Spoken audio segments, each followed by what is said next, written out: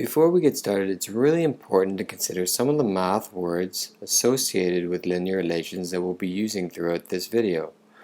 The first word that we're going to talk about is the word relation. So notice that the title of this unit is called Linear Relations. So we need to understand what is a relation. Okay, so a relation is a pattern, right? A pattern between two variables.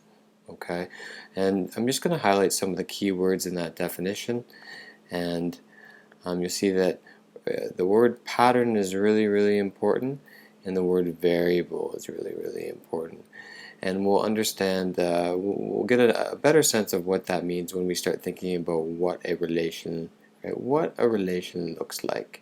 Okay, so a relation can look like an ordered pair, right? We've seen ordered pairs at the beginning of this unit, and you've also seen it in grade 7 and 8. And normally an ordered pair has two variables, an x and a y in this case, and our 3 represents the x coordinate and our 2 represents the y coordinate. Okay, and that can be represented with many different possible combinations of numbers. We have the point 3, 2. Remember that an ordered pair or a set of coordinates represents a point on a graph.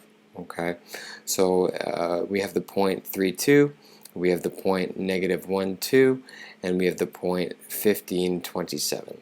Okay, so this same relation can also be represented as a table.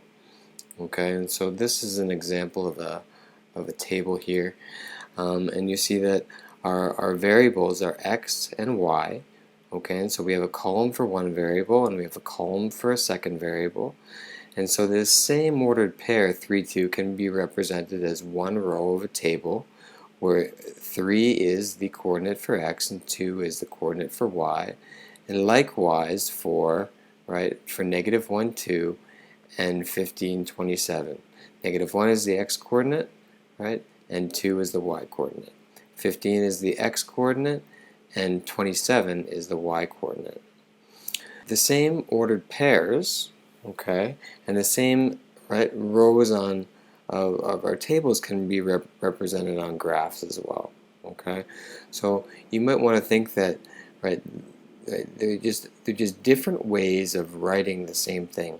Okay, so we can use a graph to represent these points. Okay, in this case, we label our x on the horizontal axis and our y on the vertical axis. Okay, our last way to represent a relation is an equation. Okay, so what this equation means, see that we have our two variables x and y. Okay, and this means that for every x, okay, y is equal to 2 times that variable x minus 1. Okay, so there is a relationship between the two variables in the table, and so if I substitute in a value for x, okay, then I can figure out what my value of y is. So these are really important, that a relation can look like any of these 4 things, and we'll consider these as really important tools. Really important tools for our toolbox.